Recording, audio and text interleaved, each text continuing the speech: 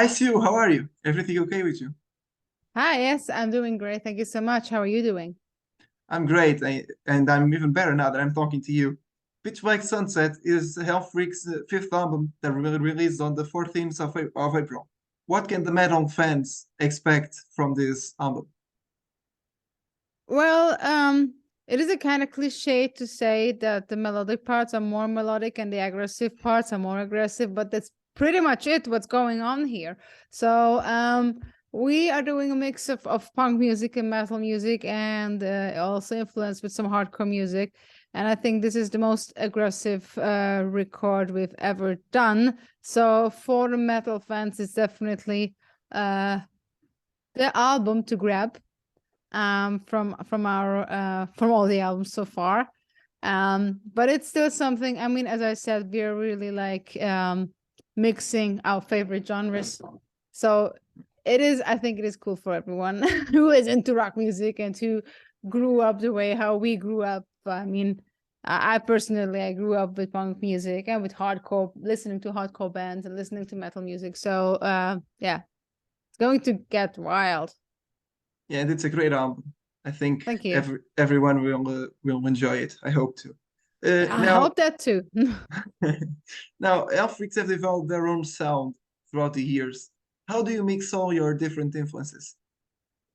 Well, it is definitely not. I think a lot of people think that we sit together as a band and then we put together a concept and then we are having a kind of recipe how we cook the soup. But it's really not like that. It's much more that it's very essential for us that we never push ourselves to any defined genre. This goes back to our history because we started as a very, very different band and 14 years ago, which is life. And we had a little breakup. Actually, we had a split up as a band in 2014, and we thought that this is really the end. But then we decided that we are going to continue it. And the main and the most important mindset that we defined back then was that whatever happens, we're not going to push ourselves in any genre because that will start to limit our creativity. So this was actually the way how I always like to call it, like the new generation Hellfreaks started almost a decade ago. And as I just said, I really when I first went to live shows, it was to for local punk bands, and then later on it was Mhm. going on and on to hardcore shows, maybe mostly or mainly to old school hardcore shows. And then later on, I found myself at rockabilly bars, going to psychobilly shows. So I just went, let's say, to all the underground rock genres that everyone goes to, I think, because this is Yeah. typical. This is quite normally that when you ask, I don't know, a young teen who just starts to get involved in this type of scene life, they will tell you that they are just listening this type of genre. This is normal. I was the same. But when we grew up, we realized that there are so many cool genres. And yeah, actually, these are like, I think the way how we all grew up are the influences to our music. So it's really not like putting together a soup with a fixed recipe or something like that. It's really a very natural process. And the most important thing for us is always that whatever we put together, it should be somehow interesting. And it is very important for us that we never repeat ourselves. So that's also something that we always like keep in mind. So there is often like, yes, there is a good idea, but actually we almost did the same idea back then, so we don't repeat ourselves. Yeah, and you keep evolving, although your sound keeps evolving throughout the years. And what would you say in context to that? What would you say is the most notorious difference between God on the Run, your last album, and Pitch Black Sunset? Um, well, when it comes to the writing process, there is actually not a huge difference. Because for us, the huge difference came when we wrote "God on the Run." That was the first that we wrote in a very very different mindset and with a very different way of recording. And the way of recording is the same as we did with God on the Run for Pitch Black Sunset, because we record almost everything at home, or we try to record the most things at home. And our main guy, the head of music, let's call it like that, is our bass player Gobi. He was for God on the Run, and he was also for Pitch Black Sunset, and I'm quite sure that he will stay in that position, which means that he is not only writing the parts for the bass, he is writing all the instrumental part. And one big difference was that compared to God on the Run, this time our guitar player Josie was way more involved into the writing process, simply because he had more time. So we were very happy about it, because he also has a very unique also mindset and also sound. So that was pretty cool. And the other thing is that I would say that God on the Run was more punk rockish. And we knew that I'm still very proud of that record, of that album, because I think that in that genre it is, from my point of view, I think that we can be proud of it, because I think it's a very good one. and we did not but we did not want to do the same. We did not want to do another punk rock album. And actually I personally was or are still very interested into metal vocal techniques. By that I mean into the screaming vocal techniques, and I started to learn this years ago, but it took me years till I could learn that, or till I could manage that. So it was just perfect how things came together, because the album got more aggressive, which was perfect because I also wanted to more aggressive vocals. Yeah. So yeah, I think that's the difference. Yeah, and God on the Run was your most successful album ever. Yeah. Did that affect your writing process for this album? Well, yeah, it did, because I mean, it did affect, because as I mentioned, we tried a lot of different writing process types. So for example, back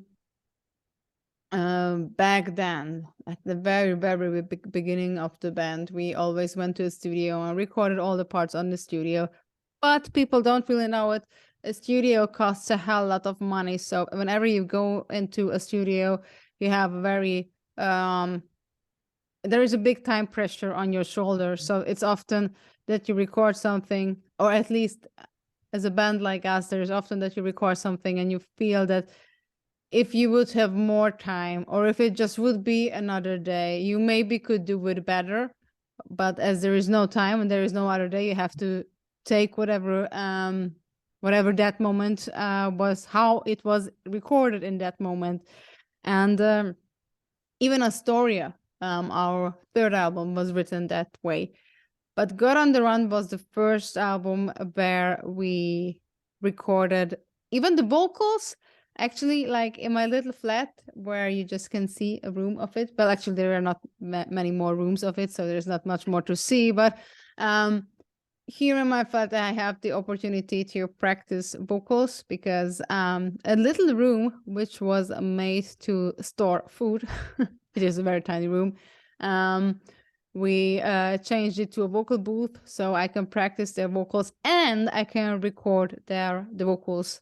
And I never thought that it makes such a difference to record vocals in a very chilled environment, and that there is no pressure regarding time. And we invested a hell lot of money for equipment to record stuff at home.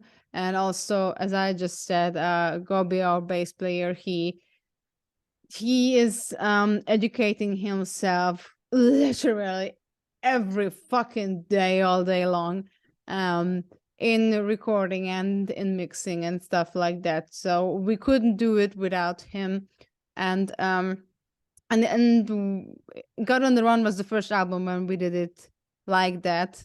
And if God on the Run wouldn't sound as good, and if we wouldn't got that good feedback, I'm quite sure that we would have changed something for Pitch Black Sunset.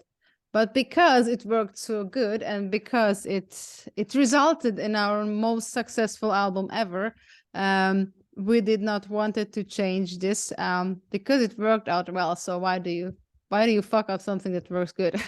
Yeah. And this is also your first album on Napalm Records. Is it Yes. a direct connection from your most successful album to this one? Like, was it because of God on the Run being so successful Yeah, that? of course. Yes, of course. I'm definitely sure that without God on the Run, we would definitely not end up at a big label like Napalm Records. So it was definitely God on the Run was a big step for this band. Mhm. It was a game changer. Definitely it opened some doors. Um, for example, Napalm Records doors. Yeah. And how did you come up with that partnership? It is very different than how we worked back like so far. Um, we always were signed at labels, but they were always small independent labels, all from Germany.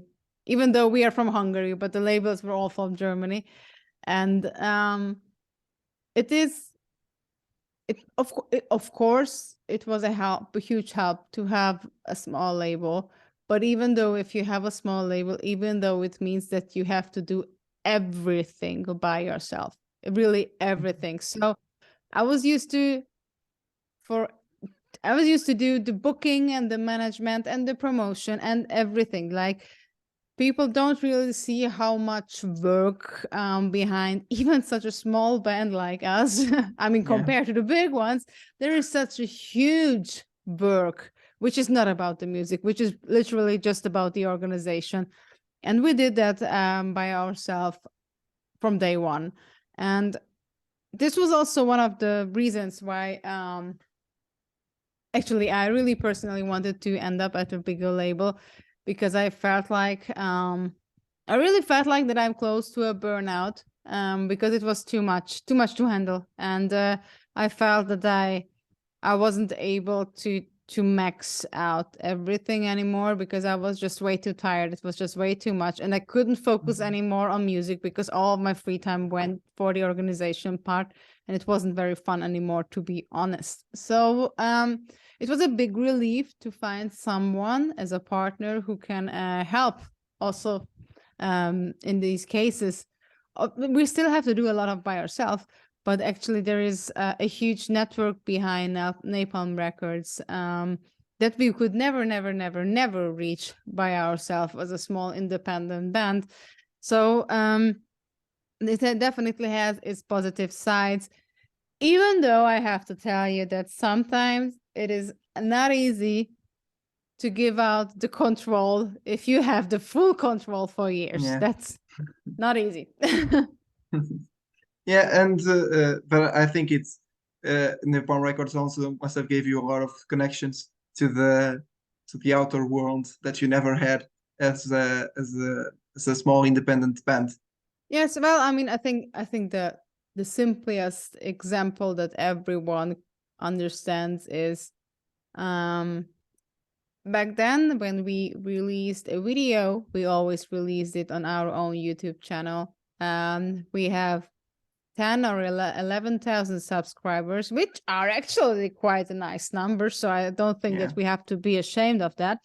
But Napalm Records, they have 2 million subscribers, or even more than 2 million subscribers.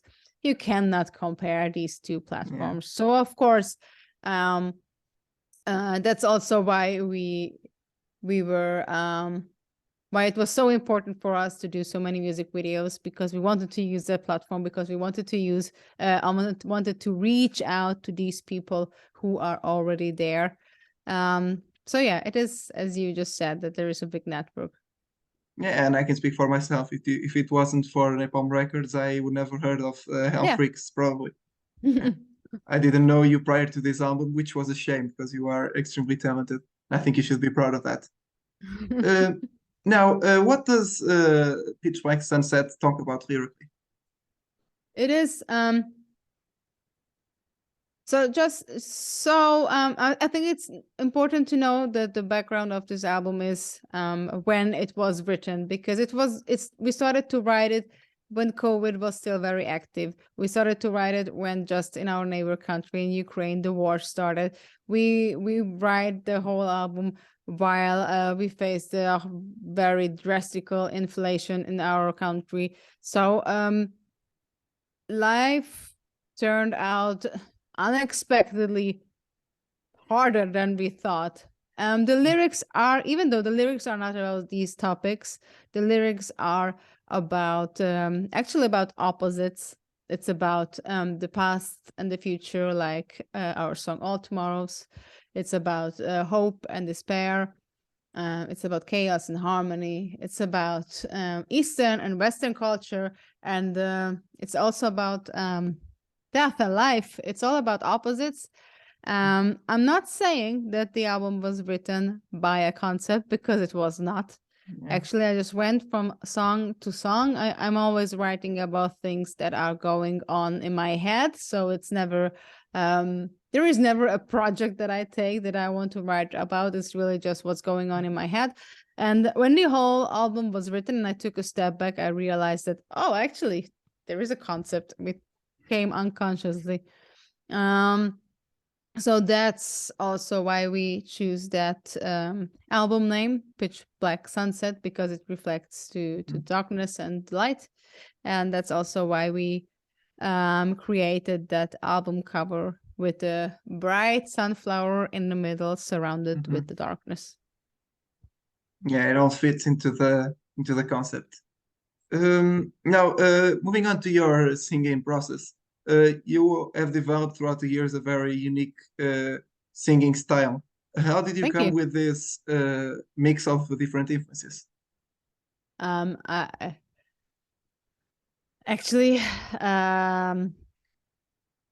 so when I started to sing, I really did not thought that this is going to be such a big thing as it is right now. I never thought that this band is going to be such an important part of my life. And because of that, I did not take it seriously when I started to sing. So in my years when I started as a singer, I really just took that as a hobby. And also on the other side, I was a student. I was still going to university. I had no money at all to go to a proper vocal coach. It was not an option, And then as I already mentioned, we had a split up in the band, and then when we came back in 2015, I decided that I will do this now properly. I will take this more serious, because now we should do this now in a good way and not do the same mistakes that we had in the past. So then I started to work, and since then, actually, I'm always going to a vocal coach. Actually, I still do that every week or every second week. I am doing a lot of training, and it is I am just a very curious person. So when there ever is a kind of vocal technique where I think that maybe somehow, maybe someday it might fit the band, B, I have no idea how they are doing it, then I'm super curious, and then I wanted to learn it. So there's and I have to point it out that I am really not, it's not easy for me. I'm not the talented type that who just hears something and can already do it. I have to practice a lot, and I have to work on it very hard for a long time till I manage to do till I learn anything new. But I really enjoy this process, and I am really someone who is never really satisfied with herself. So I always try to get better. I always try to widen the range that I'm able to sing, also style wise and also like range wise. So it's so I'm just simply a very motivated person, not too stuck at where I am, because I know that whenever I start to repeat myself, I start to get bored, and then I don't want to do it anymore. So I think that's also why I'm always try to learn and try to use new vocal techniques. So yeah, I think it's simply my curiosity. Yeah, and to this specific album, which new technique did you try, or did you use? Yeah, actually there are one is the Yell scream. It is close to fry scream. closer to ice cream than to false chord. Which is, for example, for All Tomorrows or for Chaos, that's pretty much the base. But it's also the first album where I started to use false chord. That I have, I don't know, it took me so long till I figured it out how to make it. But yeah, it's the first time when I started to use false chord. And even though also my clean voice, I dared to use also the more softer voice and that I haven't used so far. So yeah, I think that's all. Which is quite a lot, by the way. Yeah, you keep widening your range. That's insane. Yeah, thank you. Yeah. Now, which are your touring plans for this album? Is Portugal included there? Oh, I would love to say yes. Actually, we're still working on some gigs, and we already have revealed some festivals. But at this point, I am actually not allowed to reveal more. All I can say is we are working on gigs, even though people have to know, and I think it's important, that since COVID, the game really changed for touring bands. Yeah. So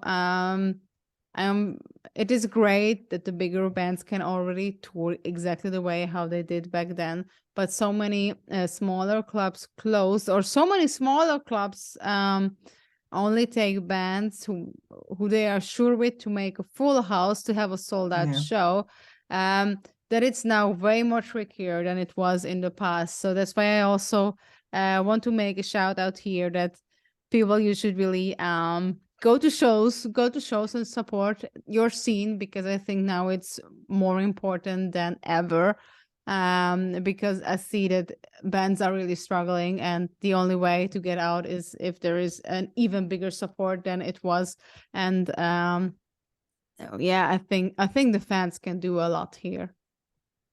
Yeah, and I hope that you can come one day to Portugal. It would be great to see I you here. would. I don't know why. I've never been to Portugal, never, and I really wanted to come. Yeah, I just heard beautiful things about your country, so I really hope that. they're all true.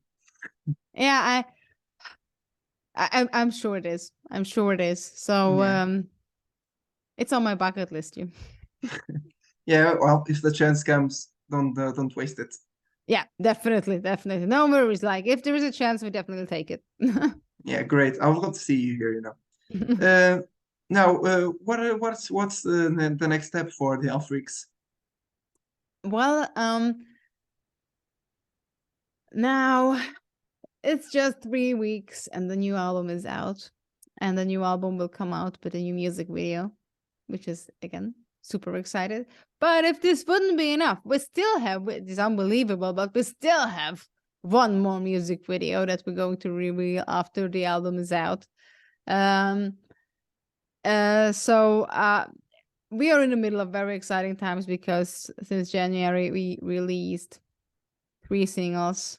Yeah, 3 singles. So it's massive. It's massive. So beside the shows that we have, I have no clue what I'm going to do, for example, in July. We'll see. But yeah, actually the guys are already started to work on new songs, so we don't stop. We're continuing. Yeah, and it's great to see you in great shape.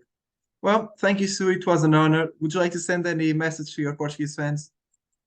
Well, I would love, and I know it might take some while till we're there live, but we're definitely working on it. But as long if you are into it, we would love to have you and see you on our social media platforms, because actually we are a very talkative and a very communicative band. So yeah, go and check us out on Instagram and on Facebook and on YouTube. So and get in touch and let's talk. All right. Thank you so much. It was an honor. Thank you very much and have a good night. You too. Take care.